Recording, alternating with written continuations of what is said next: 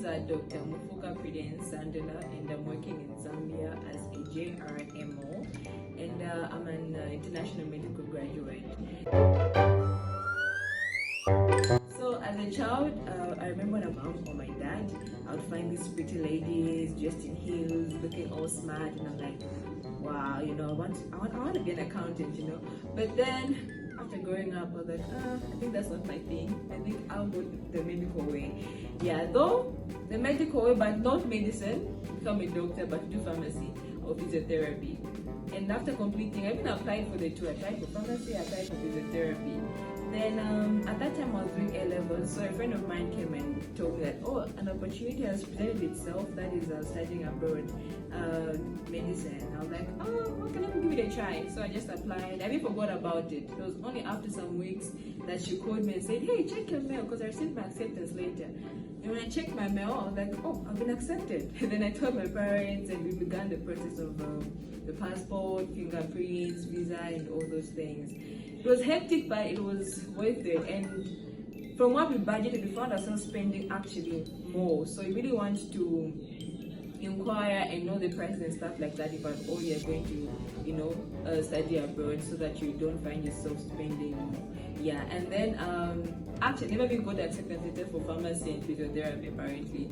Yeah, so I can just say that it was something that I didn't plan. Everything just worked out according to God's plan. So the feeling really, I'll just come about it and just waiting for, you know, okay, so what's next, because everything was just happening so fast, and I'm like, okay, so this is how God wants it to be. And I was like, okay, fine, we'll go ahead. And by the time I found myself in med school in China, I was like, okay, so this thing is really happening, you know, and stuff like that. Yeah.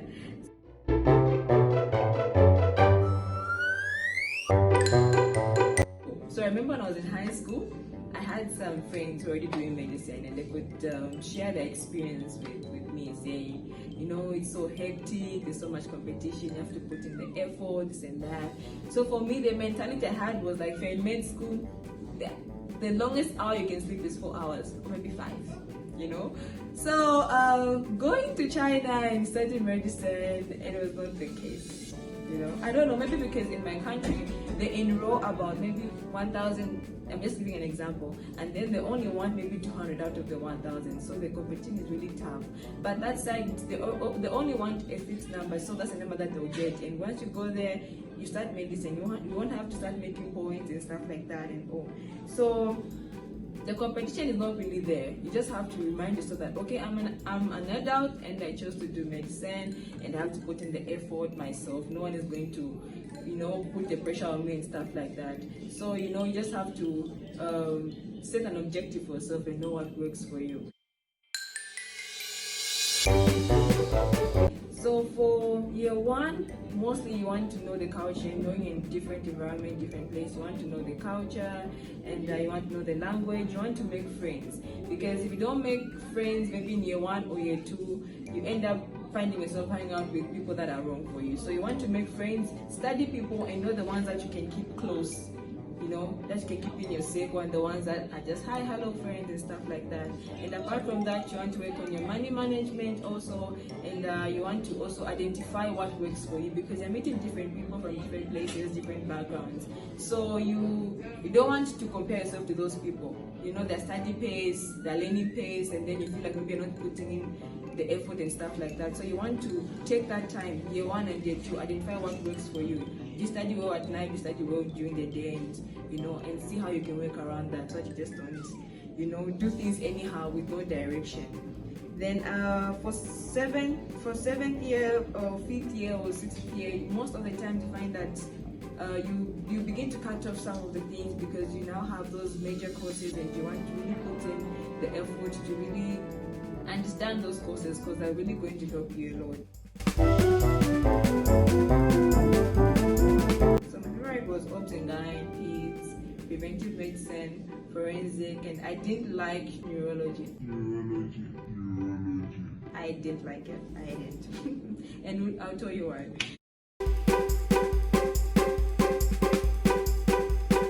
Of course, obs and gyne being one of my favorite, tutors, 10 teachers, and then the guidelines, obs and gyne guidelines from my country also, and then Harrison for peds, common clerk for internal medicine, and the clinical handbook.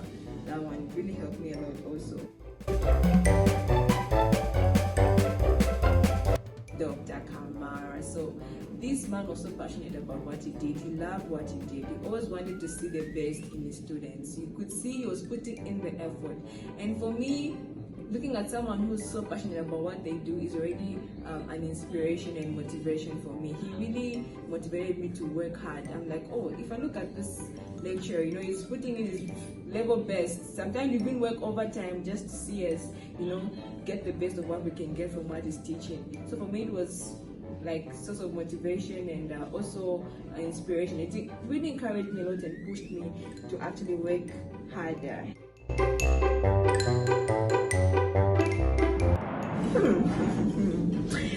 Well, I remember when I was getting into med school, I told myself I never ever want to sit for any supplementary exam.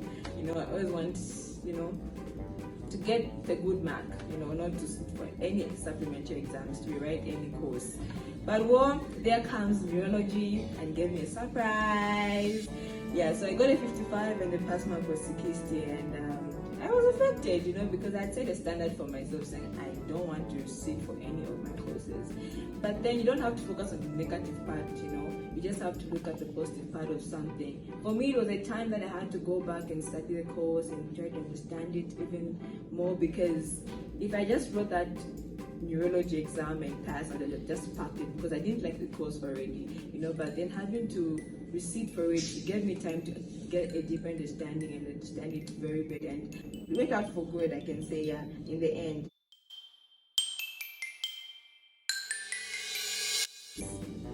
In third year, I came back home and just had a small feel, of how it, how it feels coming back home and doing rotations, getting hands-on, because when you're that side, you don't really get to get hands-on with the patients. So when I came home, I realized that okay, I had to work on some things. So even when I went back to school in my fourth year, I had to work on those things and stuff like that. So when I came back for attachments, I had known what I had to work on. Like, okay, since I came home in third year and I realized that I was lacking in this and that and that and that. Now that I'm back, I had set an objective for myself. So I just don't start attachments. You don't even know where to start from. You don't know which area you're lacking in and stuff like that. So setting that objective, I had to, meet the doctors, and I told them that okay, I need help in this area and that area and stuff like that. And by God's grace, He placed in people that were willing to help. In as much as they'll try to, push you, ask you questions, make you feel like you don't really know things and days, and you go back home and you be like, did I really choose the right profession? But then later on, that would actually push you a little bit high, I can say, in terms of studying, and also by the time you're going back, you're more knowledgeable about something, you get more hands-on.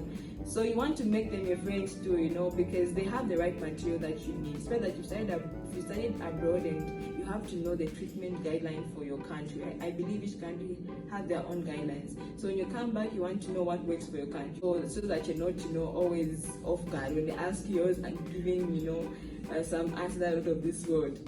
Just joking.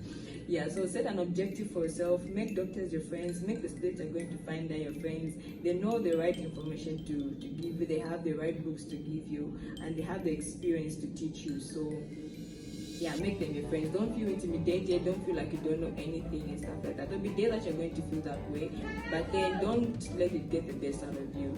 You can work around it and bring out something positive, and at the end of it, you're really going to enjoy your attachments and rotations. I think the challenge I had was first year and second year, because we had Chinese lecturers, and you could see that we're knowledgeable what they were teaching us or what they're lecturing us, but then how to express themselves. So with that, you sometimes feel a little bit there's no motivation at all. You have to go back, watch a YouTube video about what was being taught and all. But I thank God by second year, second semester, they brought in foreign lecturers to take us in those courses, so it was a bit easier. It was, I can say, the burden was lifted on our part, because then at least those people could express themselves in English, and we could understand better. Then the other challenge was I think fourth year and fifth year, because we had these major courses, and it's like a limited time to finish them all and to really understand them. So it was a time that I had to make adjustments and cut off a number of things and stuff like that, so I can just try to make the best out of whatever I was getting from these courses. Because without them, and you're coming here, you didn't really get a good understanding. Oh my God, you have to go back and forth all the time, so that you advance. You keep going back to visit your books on something you didn't really understand, so that you progress. I remember telling myself on my graduation season, saying, well, I won't really celebrate my graduation because I only become a doctor when I write my licensure exams back home and have my license. Now, that mentality is so ill. Never do that. You have to celebrate every victory in every season. Don't hold today's victory in view of tomorrow's victory, Yeah, so, well, I had a great time, but then I was just like, the only time I'll call myself a graduate or a doctor is when I write my licensure exams. Yeah, but if I was given a second chance to really celebrate my graduation, I would take 1,000 pictures. I would give myself a good treat and all that. But hey, it's the past and it's okay. Yeah, so that's it. I had a great time. Yeah, despite having that mentality then. Yeah, thank God for the deliverance. Yes. But then I still had a great time anyway. And the thing I've pursued since then, there's a charity foundation, and I'm the founder, so I have a group of people with me. We help the vulnerable, mostly the old people and the children, and also give education talks to the youths on defilement, on HIV, drugs, early pregnancies. And apart from that, also we also do cancer awareness, that's breast cancer, be specific, and cervical cancer. So it's a team, and we're just starting here. So yeah, just stick it in there. So I want to say thank you for the opportunity given unto me to share my experience pertaining to my medical journey. Thank you so much for watching. Bye.